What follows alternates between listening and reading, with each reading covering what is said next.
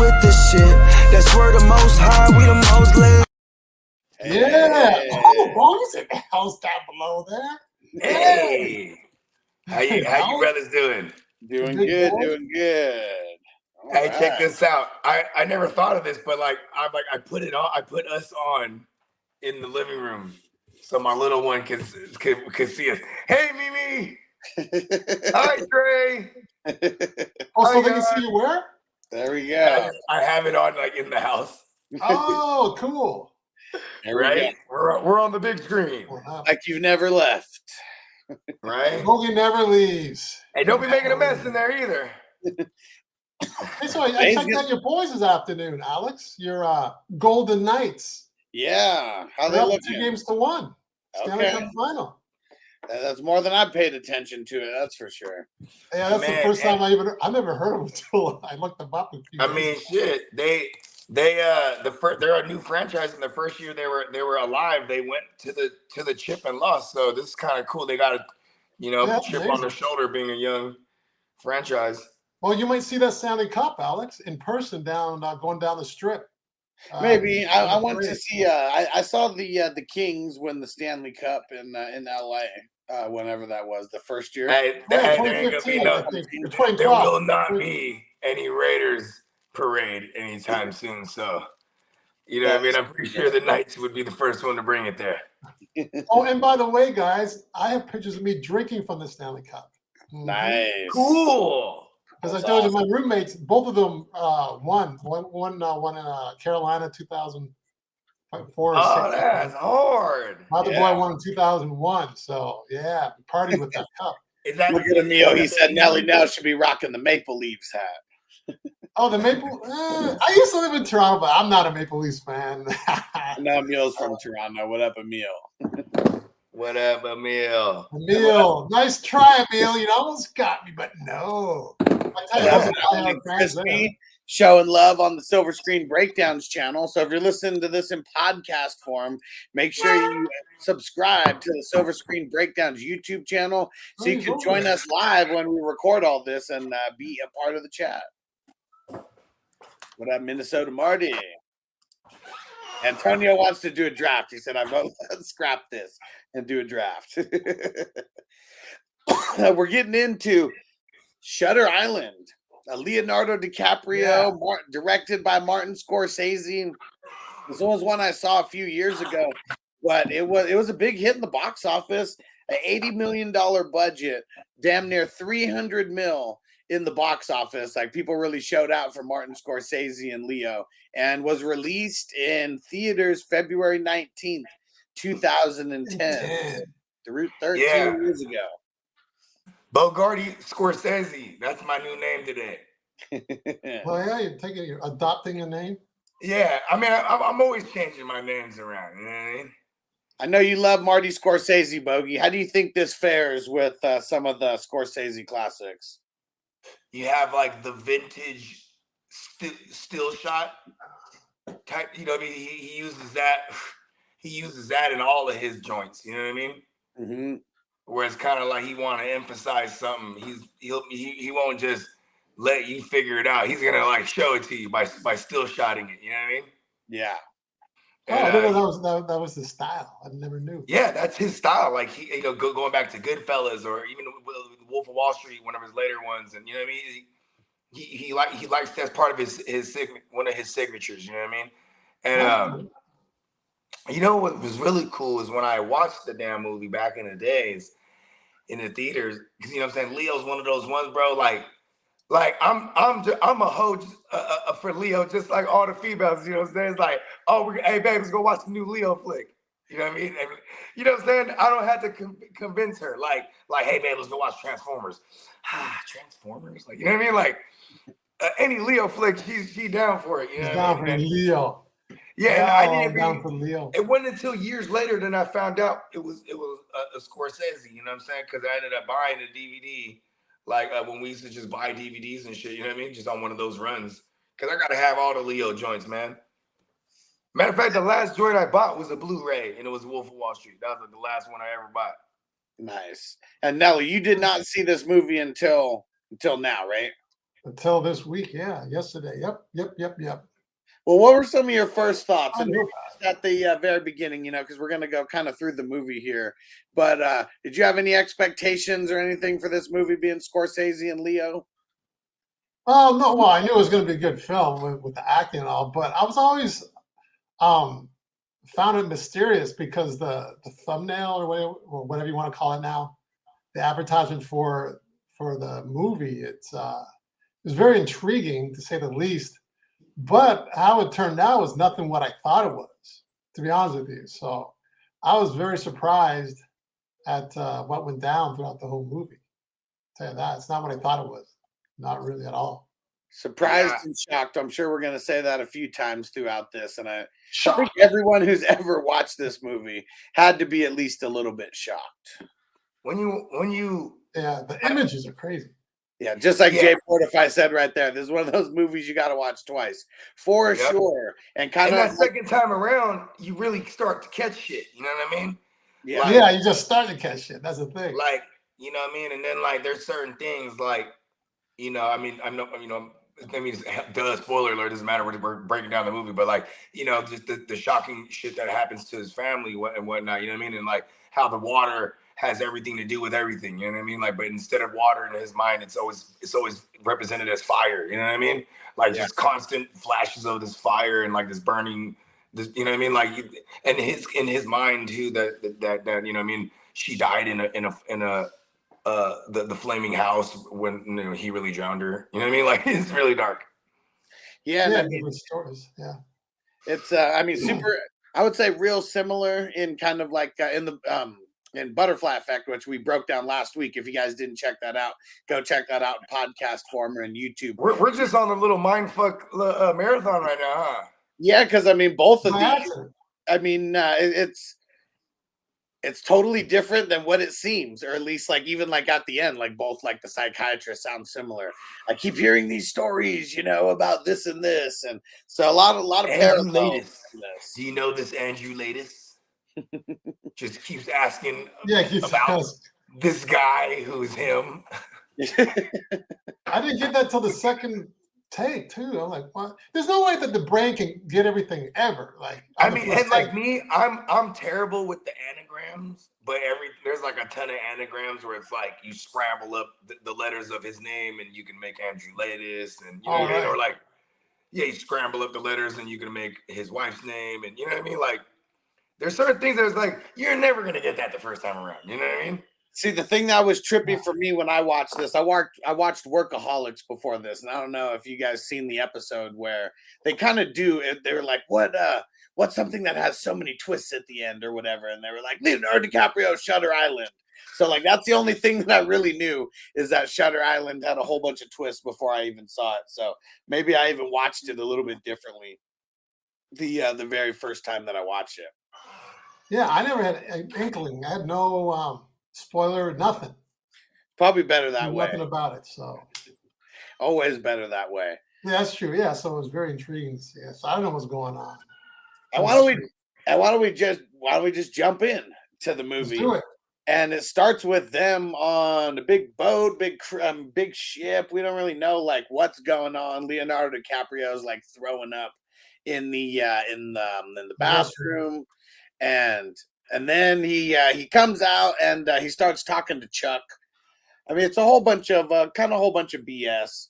But one of the things that I always noticed from the beginning is why doesn't he have cigarettes on him? Like that was like one of the first things at the show is like he wants a cigarette and he was like reaching around. He's like, they were in my jacket. Like, where the hell are they? And like made a big deal about these cigarettes. And he was like, here, take one of mine. And we don't even know the significance until later. But then they actually get to the island and oh my gosh, like, man, like, I mean, you hear him talking about how it's a mental hospital. And it's one of those places that where they send the fallouts, the real bad cases. And then you just see a bunch of trippy people as he's walking just through the courtyard. What do you call that? Through the courtyard? I mean, kind of the courtyard before they're going up to the okay, so are we starting off the movie? Yeah. So we're talking about him Yeah. walking through the courtyard and just seeing all the people outside. Well, even just right out the gate when he meets with that dude, right? He meets with him. He's, already in the story, you're assuming, okay, he's something, right? But you look at him, he got this baggy ass suit just hanging off him, and like, you start to think like, I wonder if like at first I'm like, okay, maybe that was the style back then, I guess, like suits or That's whatever. what I thought. I never thought much of it that it was. You have both of them have huge jackets, like huge, like That's why, because the other dude kind of threw me off too, right? Because it made it seem like legit, and then like is that not like a 50s style? Like I see that and I just see a 50s style. But also too, I mean, like in hindsight, it could be he just he lifted somebody's clothes. You know what I mean? Like, and this is part because remember, ultimately this is like a treatment, right? You know what I mean? I mean, can we say that already? Or at least this is their experiment, right? And and apparently it's worked wonders before, but now he's going to this dark path again, these delusions. So they, what I mean? And then what's his name? The Hulk, Ruffalo, wonderful actor. I like him. Yeah. Mark Ruffalo. He hands him the cigarette. Remember, and that's another theme that you notice through the whole movie is that like he's always looking for his cigarettes, and then someone always hands him one, and he never lights it himself either. Yeah, you know what I mean? Man, how did you guys notice all that stuff? I mean, that part, lighting himself. I didn't notice. Because see, here's the thing: is like I remember watching that movie. Here's the thing: when you're a smoker and you watch people smoke, you want to smoke. You know what I mean? So there's one thing that I'm not a smoker anymore, but I still like. That's why I still love joints, because it's like joints give me the aesthetic of like I'm still smoking. You know what I mean? Like they put too much emphasis on it. Like, man, where are my cigarettes? Like I mean, all the time. It made too big of a deal in the beginning, and that's kind of like, I mean, there wasn't too much talking that they did about that was anything relevant. Yeah, so, I don't know. They just made too big of a deal out of that in the beginning. And then you start seeing all up as he's walking through the courtyard, and the one lady with like just the patches of hair, and she's like, shh, like that lady kind of looked like the other Rachel, didn't she? She's all battered up though. So that lady, you mean the one that goes shh? Yeah. I mean, if you look at her too, she's all bloodshot eyes, and she's like gardening or some shit, right? Yeah, and like they all are. Yeah, and like I would imagine this is a crazy home. Like this is like a real an insane asylum type of shit where this is the most extreme. That's why you got them on an island even. And like the shaved head is probably because they got lobotomies already. You know what I mean? That's why they're out there with some sharp objects and shit. Because you wouldn't put you wouldn't put no sharp objects in no dangerous people's hands unless they're already under control. You know what I mean? And then if you look too, she has the scar on her neck. You know what I mean? Yeah. Someone orderly had a sharp knife at the very end there. Remember? Orderly, they come to get him. He's sitting on the stairs with Ruffalo. Yeah, we'll get into the very end a little bit, and we'll get into that next. Yeah. We're doing sharp object.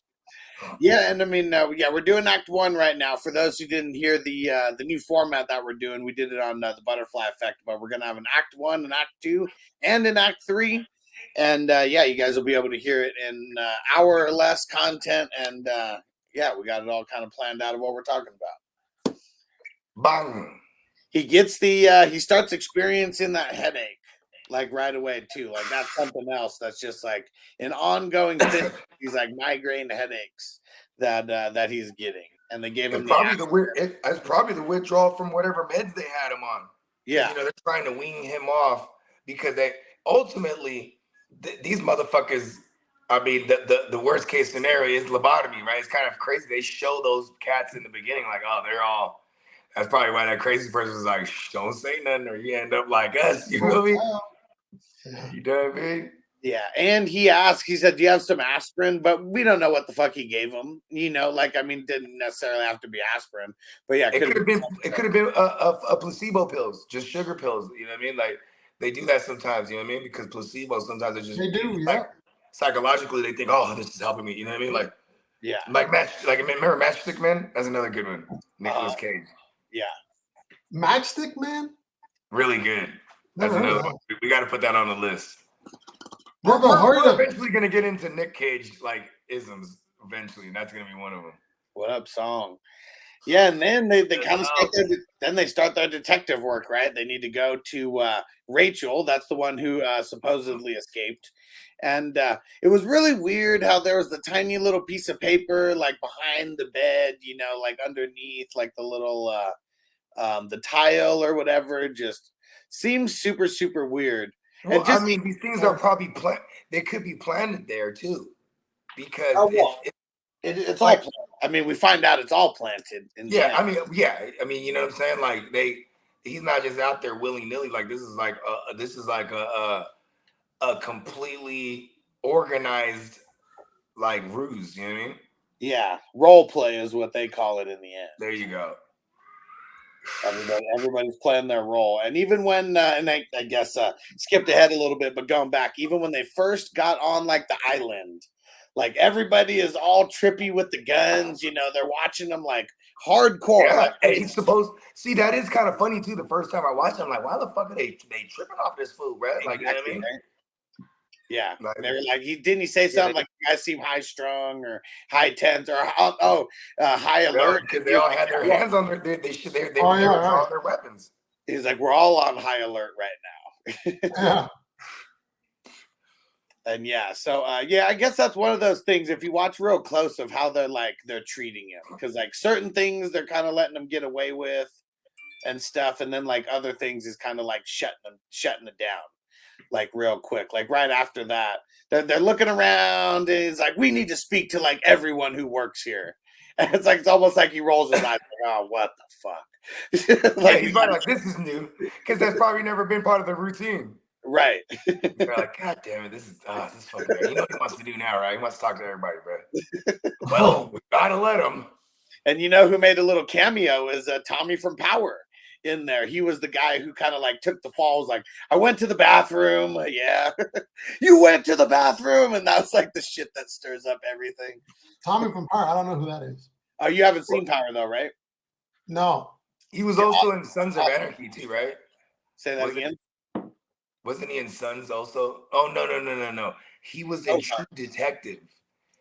He was in Ozark also. That's what I remember him in recently. Yeah, in Ozark. Yeah. He played the son, the mob boss son. Yeah. She blew his dick off. And they keep talking about this damn lighthouse. It's all separated from everything. It's all fenced up. There's no way to walk over to it. It doesn't look like.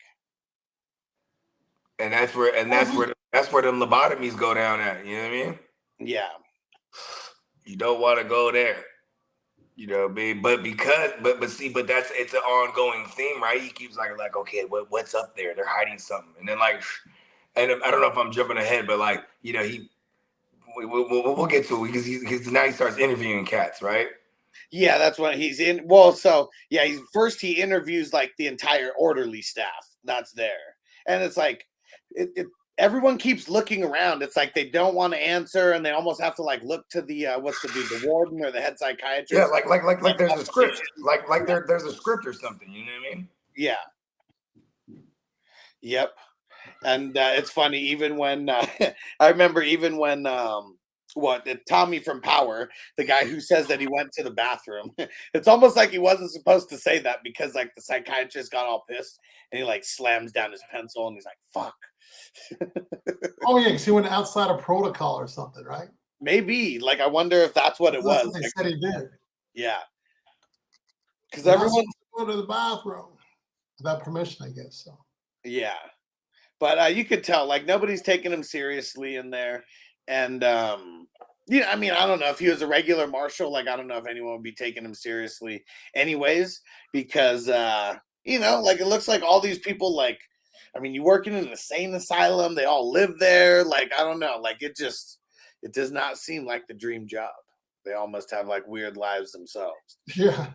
Did they know that he was he was a patient? Well, yeah, I'm sure they all had to, right? Yeah, and they're just going along with it then. Yeah, it's just a big old. They call it a role play at the end, but yeah, just a big. I never thought of it like that, but that makes sense though. And that's why they're kind of like the staff is being kind of tongue in cheek. Yeah, for sure. And then And then who do they? Then they bring up the psychiatrist. I forget. I mean, it's the guy who's playing Chuck is the psychiatrist. I can't remember his name.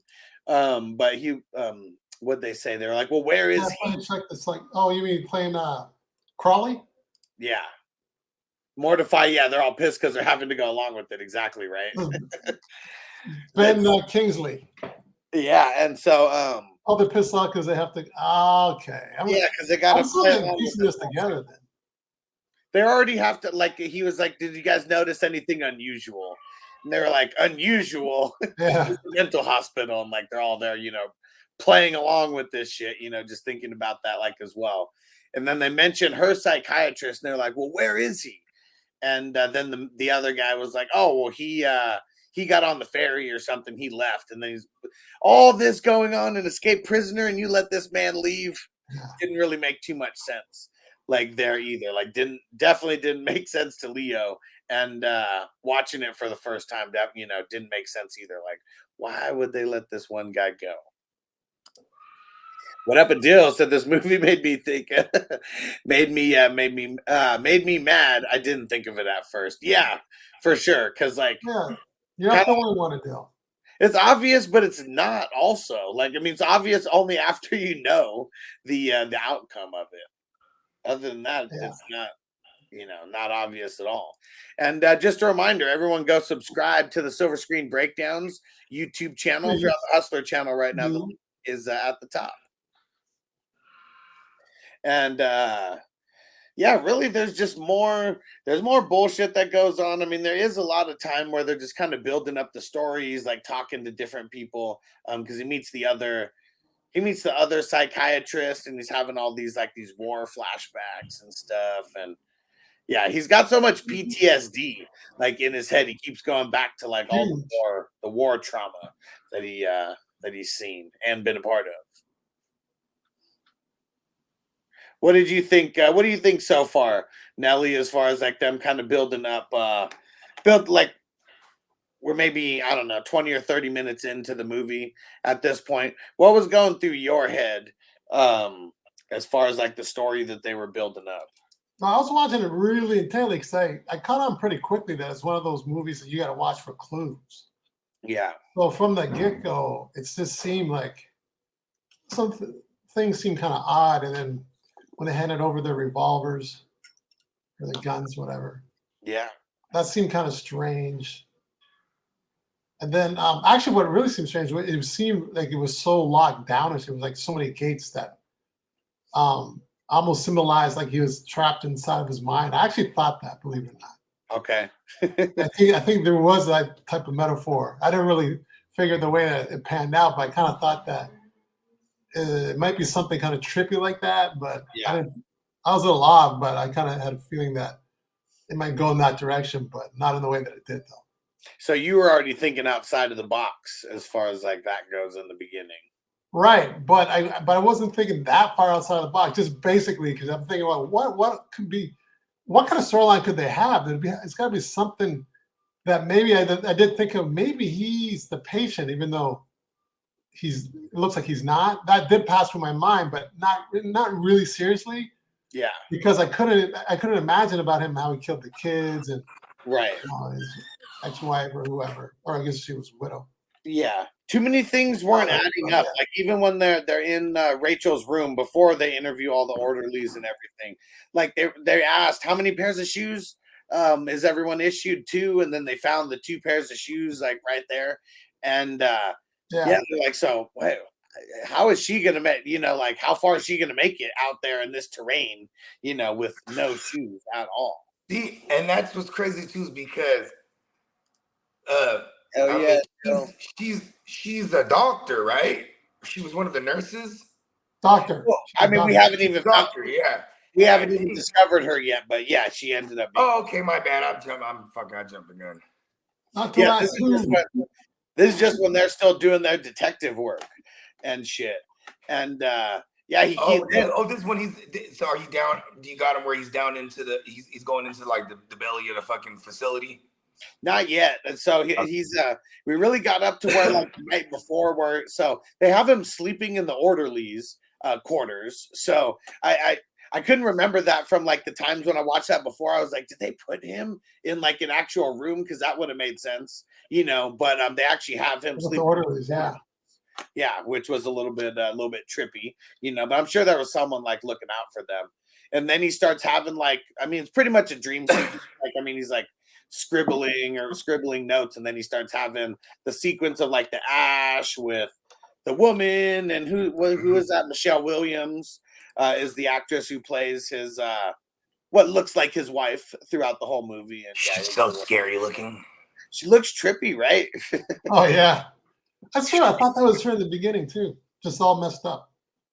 Always crazy wet hair, and the part that always tripped me out was when like she's at the window, and then it like pans back to him, and like the ash is all falling down, and then like she turns around, and it's like, you know, it's like all burnt into her back and shit. Like just looks Yeah, that was disturbing. Her back was pretty super bad. trippy. Or Yeah, her back was that's blown what's going out on with in the his gun, head. right? Oh, was it too early? But her back was It's blown like out. well, Yeah. I mean, this is it's not something that they wait till the end necessarily. They're flashing it the whole way through. You know what I mean? It's on us to piece it together, right? And at this point, well, it's like his brain piecing things together as well, Yeah. from the withdrawals, right? Like that's what's yeah, making or even just from just from the normally back in the days, those type of meds that they would put those patients on is like would suppress shit. You know what I mean? yeah. Like have no memory and no dreams, and so like if he's off these meds, the he becomes symptomatic again. You know what I mean? I know shit like that. My girl really loves this movie because she works in mental health for like almost a decade. You know what I mean? So I it's feel like they it's- had to take him off the meds to try to get him to resurface to who he actually is, and that's why it's like over time he keeps having more and more of these the dreams. And like, you know, he's just, I mean, it's just this monster, right? It's, you know what I mean? And it's just this monster that he doesn't know that he's just buried. You know what I mean? Antonio, sick fucking profile picture there. I like it. It's the Aaron Rodgers and Sauce Gardner like smoking a joint. And yeah, we're still cool with Bandy and Trey over at the Fourth and Flex crew. Yeah, for sure. Yeah. And so why they talking shit? no, probably not. So yeah, I mean, he's really starts he starts tripping out, you know, on like, you guys aren't giving us the information we need to do our job. Yeah, right. Super pissed, like he's gonna leave and all that, and yeah. And then Chuck, hey boss, we really gonna quit this? Like, I haven't quit anything in my life. And he was like, I think we're gonna look for this and this in the morning. He's like, oh, so we're not quitting? He's like, who said I was? And it's the fucking storm over there is insane. So like they weren't going anywhere anyways on any ferry or any boat, even if that was gonna happen. So the storm was signifying that like there's a cleansing. They were cleansing him of his old brain. That's the symbol. You know what? I think that storm was in his brain. Yeah. I think that was because look at this, bro. Like right after the storm hits, I mean, nice. You're expecting all this damage and all this wreckage from like, you know, trees down. It's none of that. And one of the guards, he even says, "Nice night tonight," and he's like almost like he caught himself like, oh. You know what I mean? Because you got to play along with this whole storm thing. That kind of anything to keep him away. I feel like anything they were keeping up with was to keep him away from certain things. Like, oh yeah, just, you know, the storm makes him never want to leave the island. You know, it makes him afraid. Like, because, you know, wouldn't you be like? Remember, he was like, what? He started asking about the boats, right? Yeah. And they said, oh well, there's a storm, and you know what I mean, it's kind of a way of curving it. You know what I mean? Yeah. If there's a storm, you ain't getting off no matter what. Yeah. And then he starts interviewing all the patients, and that's where it gets a little crazy because everybody is crazy at the table except the doctor. And and he's going back and forth. And the first guy, like, man, he was just like, if you kill your kids, like, you deserve to die and all that, which is right. Then he just starts going down a crazy fucking rabbit hole, and everybody just starts getting more and more like, you know, gets a little bit more trippy as we go on. And I feel like I can't remember what the hell the lady's name is, but the one who said when he was like, oh yeah, well, you seem like really normal compared to everyone else, and It's like, oh yeah, I have my good days and my bad days. And she's like, I bet everyone tried to kill their husband or didn't murder their husband with an axe or whatever. Like, oh, she's a crazy biatch. And the craziest thing about her was when he asked about Andrew Latis, and then no, she doesn't ask about Andrew Latis. I forget what. He asks about the doctor, and she's like, oh, he's kind of yeah, and it's the guy it's Chuck, who's right there, and then she asks for a glass of water, and all that had to be planned out because. If you notice, when he comes back with the glass of water, there's nothing in it. Like she drinks it and like barely puts it up to her lips, and there's like nothing in it, and then she puts it down, and there's still nothing in it. Oh, I didn't notice that. I didn't notice that either. Unless it was bad editing. It was there was a bad edit in here. I saw two bad edits. You ready? Well, there's one that I noticed, like when they kill the guards. When he has the flashback at the killing the guards, but they were supposed to arrest them. You know what I mean? And then they murder the German guards. One of them smoking a cigarette, like laid out. Like they're supposed to be laid out dead. He's smoking, hitting a cigarette. I don't think Marty Scorsese does anything on accident. Right? I don't know. There's no way. You gotta go back and watch it. It's one thing that my girl, she actually pointed it out. Crazy. She's like, what the Your fuck? girl notice that stuff? My girl's one of those types. Like she, you know what I mean? She'll watch something. It's annoying in the sense where she's always trying to figure it out. You know what I mean? I'm telling you. Like she's like, you know what I mean? Like she's always, and she usually be right too. She's good. She's like, hey, I fucking told you. Hitting me and shit. Like, yeah. Okay. Like, you know what I mean? But she's hella on that shit. Like I remember, she was hella into 90210, and then it's when we had our first baby, and she had like the DVD set. So like I went down the rabbit hole because I used to watch that with my older sister and shit as a kid.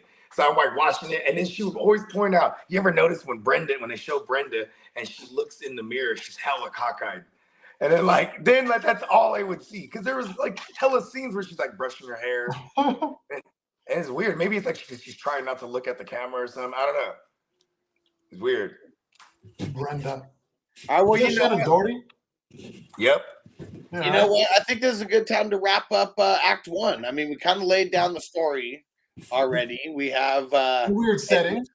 Teddy, who's Leo. And on the next episode, find out what happens to Teddy.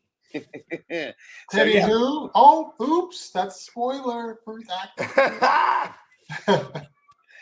There we go. So let's wrap up Act 1.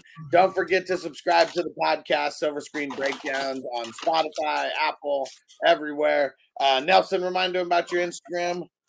Nelson Tynes _ if you want to put that in, but Nelson Tynes is good enough for me. And Bogey's at the GMM Network. I'm at FF Hustler 420. We'll see you for Act 2.